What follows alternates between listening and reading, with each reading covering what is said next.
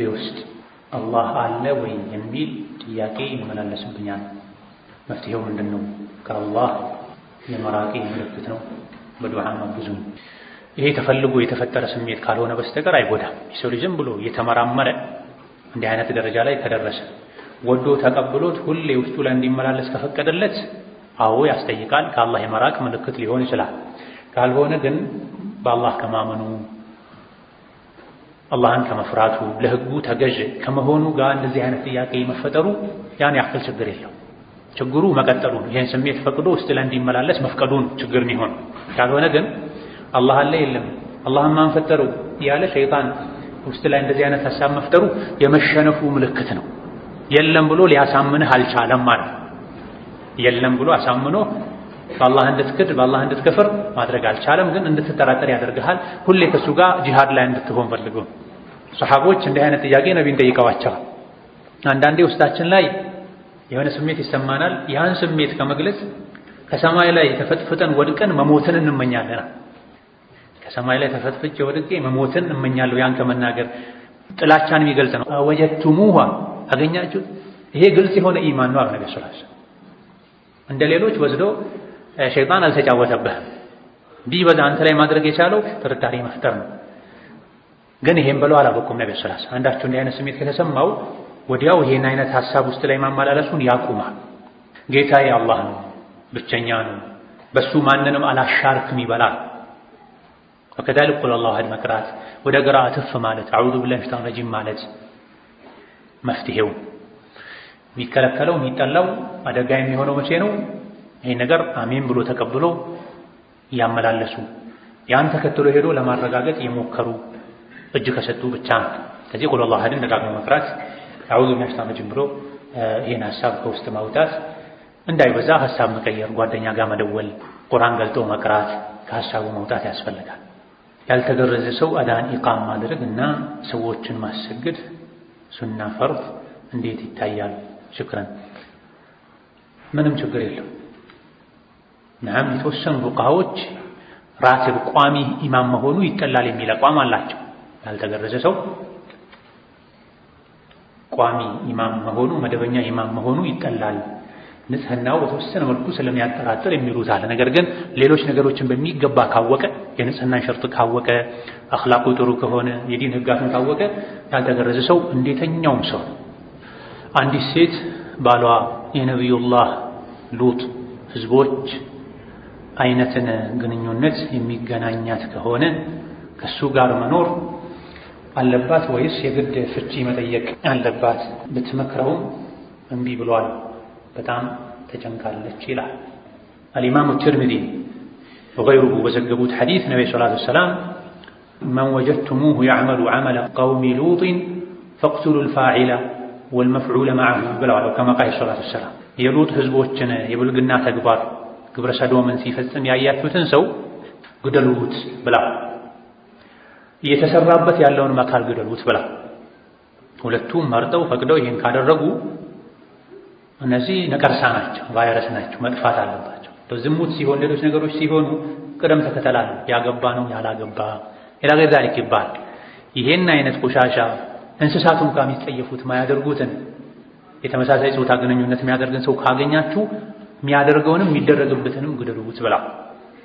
ይሄ ወዒድ ነው፣ ማስፈራሪያ ነው፣ ከባድ ጥፋት መሆኑን ለመግለጽ ነው። ይሄን የሚያደርግ ሰው ይሄን በማድረጉ ብቻ ኒካሁ ይወርዳል አይባል።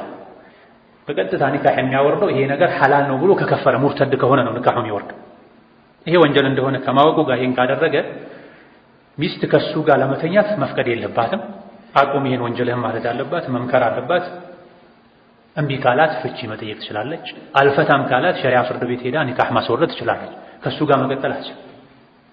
ያወቀች ከሷም ጋር ይሁን ከሌላ እንዲህ አይነት በሽታ እንዳለበት ካወቀች መፍቀድ የለባትም። ከሱ ጋር መኖርም የለባትም። ቀጥ አድርጎ ያቆማል። ካቆመ አልሐምዱሊላህ ኒካሁ በዚህ አይጎዳም። አላቆመም ካለ ግን ከሱ መሸሽ ኒካሁን ማስወረድ ግዴታ ይሆንባታል። መኮረጅና ማስኮረጅ በትምህርት ቤት እንዴት ይታያል? አይቻልም። በወንጀል መተባበር ይሆናል። መኮረጁ ማታለል ያታለለ ከኛ አይደለም ብሏል ነብዩ ሰለላሁ ዐለይሂ ወሰለም። ማስኮረጁ በወንጀል መተባበር ነው። በወንጀል አትተባበሩ ብሏል አላህ ተባረከ ወተዓላ። የፈተና ወንበር ላይ እስክትቀመጥ ድረስ ችግር የለም። አጋር አስኮርጅ፣ ጎበዝ ነው። እንዲህ ቅን ልብ ያለው ጥሩ ነው። ፈተና እስኪጀመር ድረስ አስተማሪ ገብቶ ወረቀት ማከፋፈል እስኪጀመር ድረስ አድርጎ። ብዙ ጊዜ ግን አያደርጉም። ንፉጎች ናቸው ብዙ ሰዎች። የሚያደርጉት መቼ ነው? በጥቅም በሆነ መልኩ ኋላ ላይ ስራው ከተጀመረ በኋላ። ይሄ ሞኝነት፣ ስንፍና፣ ሰነፍነትንም ማበረታታት። ሰው የላቡን ነው ማግኘት ያለበት፣ የጥረቱን ውጤት ነው ሰርቲፊኬቱ ላይ ማስቀመጥ ያለበት እንጂ የሰዎችን የጥረት ውጤት የልፋት ውጤት ሰርቲፊኬቱ ላይ ማስቀመጥ የለም። ምንም ሊጠቅመውም አይችልም፣ በረካም አይኖርም። ሶላት በሐራም በተገዛ ልብስ ይበቃል ወይ? አፉን ሳያንቀሳቅስ ተስቢህ ይቻላል ወይ? ግዴታው ተስቢህ ከሆነ አይቻልም። ግዴታው ተስቢህ ከሆነ አፉን ሳያንቀሳቅስ አይቆጠርም። ለምሳሌ ስጁድ ላይ ሩኩዕ ላይ አንዴ ተስቢህ ግዴታ ነው። ሱብሓነ ረቢየል ዐዚም፣ ሱብሓነ ረቢየል አዕላ። በሐንበልዮች በነሻፊዒዎች ማንኛውም ተስቢህ ቢያንስ አንድ ጊዜ መባል አለበት። ግዴታ የሆነ ተስቢህን ግዴታ የሆነ ዚክርን ፋቲሐን ተሸሁድን አፍን ሳያንቀሳቅሱ መቅራት አይቻልም፣ አይቆጠርም። ነገር ግን ሌላ በፈቃድ የሚያደርጉት አይነት ተስቢህ ከሆነ ጠቅላላ የተፈኩር ልብን በዚክር የማንቀሳቀስ አጅር ሊያስገኝ ይችላል። ነገር ግን ሙሉ አጅር የሚገኘው ሶላት ውስጥ ምን ከሶላት ውጪ አፍን እያንቀሳቀሱ ካሉት ነው። ተስቢሁን በሐራም በተገዛ ልብስ ይበቃል ወይ? እነ ኢማም አሕመድ ኢብኑ ሐንበል ሐንበልዮች ዘንድ አይበቃም። ነገር ግን ሌሎች ጅምሁሮች ዘንድ ይበቃል። ያልተፈቀደ ልብስ በመልበሱ ይጠየቃል። ሁለቱ የተለያዩ ናቸው። ከሶላቱ ከራሱ ጋር ተያይዞ የተከለከለ ነገር ያደረገ ሰው ሶላቱ ይበላሻል። ከሶላት ከራሱ ጋር ቀጥታ ግንኙነት የሌለው ከሶላት ውጪም ሶላት ውስጥም ሊደረግ የሚችል የሆነ ተግባርን ሶላት ውስጥ ቢፈጽም ሶላቱን አያበላሽም፣ አጅሩን ግን ይቀንሳል ማለት ነው። ስርቆት ሶላት ውስጥም ከሶላት ውጪም የተከለከለ ነው። ከሶላት በፊት የሰረቀውን ልብስ ለብሶ ቢሰግድ ልብሱ ጠሃራ ከሆነ ወፍራም ከሆነ አውራን ሙሉ ከሰተረ ለምን በተሰረቀ ልብስ ሰገድክ ለምን ሰረክ ተብሎ እንጂ የሚጠየቀው ሶላቱ በዚህ ብቻ አይበላሽም። ነገር ግን ሶላት ውስጥ ከሶላቱ ጋር ተያይዞ የተከለከለ ነገር ያደረገ ሰው ሶላቱ ይበላሻል። ለምሳሌ ሩኩዕ ላይ ቁርአን መቅራት ተከልክሏል። ይሄን ያወቀ አንድ ሰው እያስታወሰ ሩኩዕ ላይ ቁርአን ቢቀራ ሶላቱ ይበላሻል። መሰል ይሁን ከሶላቱ ከራሱ ጋር የሶላቱ እምብርት የሶላቱ አካል ጋር የተያያዙ ነገሮች ሲሆኑ ይሄን ሆን ብሎ የፈጸመ ሶላቱ ይበላሻል። ከሶላት ጋር ቀጥታ ግንኙነት የሌለው ሶላት ላይ የተባለው አውራህን ሰትር ብቻ ነው የተባለው። አውራውን ሰትሮታል። የሰተረበት ነገር ግን የተፈቀደ አይደለም፣ አጅሩ ይቀንሳል። ልክ እንደዚሁ ያልተፈቀደ ቦታ ላይ መስገድ፣ ባልተፈቀደ ውሃ ውዱእ ማድረግ፣ ጀናባ ማውረድም ተመሳሳይ ነው የሚሆነው። ነገር ግን ኺላፍ ስላለበት በሐራም በተገኘ ውሃ ልብስ መስገድ አይቻልም የሚሉ ስላሉ መጠንቀቁ መራቁ ደግ ነው። ሲጀምርም ሶላትን ትክክለኛ አሰጋገድ የሚሰግድ ሰው ሰርቆ አይሰግድም፣ ሰርቆ አይለብስም፣ ሰርቆ ባያደርግም። አንድን ሰው በድርጅቱ ስም ብጠራ ፋሲቅ ያስብላል ወይ? የሱ በሆነ ድርጅት ስም ሙሐመድ ከመሆኑ ጋር ስሙን ሙሐመድ ማለት ትተህ የድርጅቱን ስም መጥራት እሱ ከወደደው ችግር የለም፣ ካላፈረበት። ቃዒዳውን መያዝ እኮ ነው። ጊባ ማለት ሰዎች ላይ መሳለቅ ማለት ተናቡዝ ማለት ሰዎች በሚጠሩ ስም መጥራት ነው። እሱ ከወደደው ደስ ካለው ሰዎች ዘንድ በዚህ ከታወቀ ችግር የለም፣ ከታወቀበትና ለሱ ካላሸማቀቀው። ሁለት ቡድኖችን ለማስታረቅ ስንሞክር አንደኛው አልታረቅም ካለ ተጋደለው የሚለው እንዲሞት ማድረግ ይቻላል ወይ? ጀዛኩሙላሁ ኸይረን። ላ ሁለት ቡድኖች የሚለውን በተመለከተ ልንረዳው የሚገባ ነገር አለ።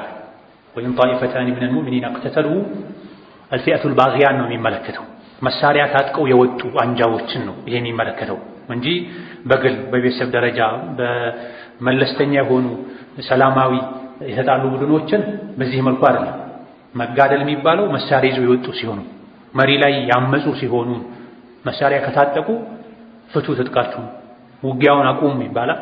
እሺ ካሉ ወደ እርቅ ይሄዳል። እምቢ ካሉ ቀድሞውኑ ታጥቀዋል፣ ጦርነት ጀምረዋል፣ እነሱ ጋር መዋጋት ይቻላል እንጂ ሰላማዊ የሆኑ ምንም መሳሪያ ያልታጠቁ ወደ ውጊያ ያልገቡ ሰዎችን ለማስታረቅ ይሄን መጠቀም ፈጽሞ አይቻልም። ለልጅ ማጫወቻ ተብሎ አሻንጉሊት ቤት ውስጥ ማስቀመጥ እንዴት ይታያል? በመሰረቱ ምስል፣ ፎቶ የተከለከለ ነው። ከዚህ ውስጥ ግን ተነጥሎ ልጅ ማጫወቻ ወጥቷል፣ ተፈቅዷል። ነብዩ ሰለላሁ ዐለይሂ ወሰለም ቤት ሲገቡ አይሻ ጋር ክንፍ ያለው ፈረስ አዩ። ምንድነው ይሄ ሲሏቸው አይሻ ነብዩ ለአይሻ ፈረስ አላቸው። ፈረስ ክንፍ አለው እንዴ ሲሏቸው ለሱለይማን ክንፍ ያለው ፈረስ እንደነበረው አታውቅም እንዴ አሉ አይሻ ረዲየላሁ ዐንሃ። ስለዚህ የሚጫወቱበት ሉዓብ ነበራቸው። ለአይሻ መጫወቻ ነበር። ነቢ ጋር ሲጋቡ 9 ዓመታቸው ነበር። ልጅገር የሆኑ ሴቶችን ያገባችሁ የሚስቶቻችሁን ሁኔታ ወቁ፣ ጨዋታ የሚወዱ የሆኑ ሚስቶቻችሁን የታዳጊዎችን ፍላጎት ወቁ፣ አጫውቱ ብሏል አይሻ። ነቢ አጫውቱኝ ነበር ብሏል። ከዚህም ከሌሎችም በመነሳት ልጅን ለማጫወት ከሆነ ይቻላል። ነገር ግን በተቻለ ያክል አደብ የተሞላበት መሆን አለበት። ፈረንጆች የሚሰሩት አይነቱ የተገላለጠ መጥፎን ነገር የሚያስተምር አሻንጉሊት አታምጣ። ሴት ልጅ ከሆነች ሴት ልጅህ የፀጉር አያያዘን የቤት አያያዘን የሚያስለምድ አይነት ወደፊት እናት ስትሆን ትልቅ ስትሆን ትክክለኛውን ተግባራዊ ህይወት ስትጀምር የሚያግዛት አይነት ጨዋታን የምትጫወትበት አሻንጉሊት ነው ማምጣት ያለበት። ወንድም ከሆነ እንደዚሁ። ነገር ግን አንዳንድ ፉቅሃዎች ሳሎን ቤት ባይቀመጥ አዋቂዎች የሚቀመጡበት ቦታ ላይ ባይቀመጥ ይሻላል ብለዋል። ምክንያቱም የተፈቀደው ለህፃናት ነው፣ ውስን ሁኔታዎች ላይ ነው የተፈቀደው። ልጆች የሚጫወቱበት ሰዓት ላይ ይውጣ ይጫወቱ፣ ጨዋታው ሲያልቅ ልጆች ክፍል ይቀመጥ፣ መላኢካ እንዳይገባ ሊያደርግ ይችላል፣ ከአዋቂዎች ጋር ግንኙነት የለውም ብለዋል። ነገር ግን ብዙሃኑ እስከተፈቀደ ድረስ መላኢካ መግባት ይከለክላል ወዘት የተባለውን ነገር እዚህ ላይ አለ ማለት አንችልም። ተፈቅዷል፣ መዘዝ ሳያስከትል ነው የተፈቀደው። ልጆች የሚጫወቱበት የሚቆዩበት ክፍልም ላይ ይቀመጥ፣ ሳሎንም ላይ ይቀመጥ ችግር የለውም ብለዋል። ነገር ግን የሚሻለው ልጆች የሚጫወቱበት ሰዓት ላይ ብቻ መስጠቱ፣ የልጆች ክፍል ላይ ብቻ መገደቡ ነው። አላህ ተዓላ የእንጀራ አባት እህቶች አጅነቢ ናቸውን? የእንጀራ አባት እህቶች አጅነቢ ናቸው። የራስ አባት እህቶች ናቸው አክስቶች የሚሆኑት አጅነቢ የማይሆኑት። አማ የእንጀራ አባት እህቶች አጅነቢዎች ናቸው። አላህ ተዓላ አንዳንድ ጊዜ በጓደኝነት በመቀራረብ የተነሳ እርስ በርስ መቀላለድ፣ አንዱ በአንዱ ላይ ማሾፍ፣ በአሁኑ ጊዜ ቋንቋ መተራረብ የሚባለው እንዴት ይታያል? አይቻልም። ይሄንንም ነው ቁርአን አስቆሙት ያለ። የጸቡን ብቻ ሳይሆን በዚህ መልኩም ቢሆን መቀለድ ይቻላል፣ ሐቅን እየተናገሩ ነው። ነብዩ ሰለላሁ ዐለይሂ ወሰለም እርሶም ይቀልዳሉ እንዴ ሲሏቸው፣ አዎ ነገር ግን ሐቅ እንጂ አልናገርም ብላ። ይሄም ነው ከቁም ነገሩ ቀልድ የከፋ መዘዝ የሚያስከትለው። ምክንያቱም ውስጣቸውን ንጹህ አድርገው ተቀራርበው ተዋደው ባልጠበቀ መልኩ መናገር የሌለበትን ሲናገር ጥሩን ነገር ይጠብቅ የነበረ ልቡ መጥፎ ነገር ሲወረወርበት ክፉኛ ይቀየማል። ስለዚህ ጓደኛ ከጓደኛው ጋር ሲቀልድ ሲጫወት በሐቅ መሆን አለበት። የሰውን ክብር በሚጠብቅ መልኩ መሆን አለበት። የሰውን ክብር እየነኩ ውሸት እየተናገሩ ቀልድ ነው አይባል። ነብዩ ሰለላሁ ዐለይሂ ወሰለም አንዳቸው የወንድሙን ዕቃ አንስቶ ደብቆበት የቀለድኩ ነው አይበለው ብሏል ነብዩ ሰለላሁ ዐለይሂ ወሰለም። እንደምሳሌ ጓደኛም በጣም ስለምትቀርበው ስልኩን አንስተህ ደብቀህበት ስልክ የት ሄደ አላየሁም ጠፋ ብትለው ነቢ ከልክለዋል። መኪናውን በርግ አቁሞ ይልኝ ብሎ ገብቶ የሆነ ነገር ፈልጎ እስኪወጣ ድረስ መኪናውን አዙረህ አቁመህ ሲወጣ እንዲደነግጥ ብታደርገው ወንጀለኛ ትሆናለህ። አንድ መንገድ ላይ እሱ ወደ አንተ እየመጣ አንተ ወደ ተቃራኒ አቅጣጫ የሄድክ አውቀህ መኪና ትንሽ መሪ ዞር አድርገህ ብታስደነግጠው እየቀለድኩ ነው ብትል ቀኑን ሙሉ ወይም እስክትታቀብ ድረስ መላኢካ ይረግምሃል። ኢማም ሙስሊም በዘገቡት ሐዲስ ላይ ማንም ላይ ስለትን ወደሱ እንዳያነጣጠር የእናቱ ልጅ እንኳ ቢሆን ይሄን ያደረገ ከድርጊቱ እስኪታቀብ ድረስ መላኢካ ይረግመዋል ብለው። ስለዚህ ቀልድ ከወንድምህም ይሁን ከጓደኛህም ይሁን ከወዳጅህም ይሁን ልክ ሊኖረው ይገባል። ከልክ ካለፈ ይወገዛል፣ ያስጠይቃል። ዛሬ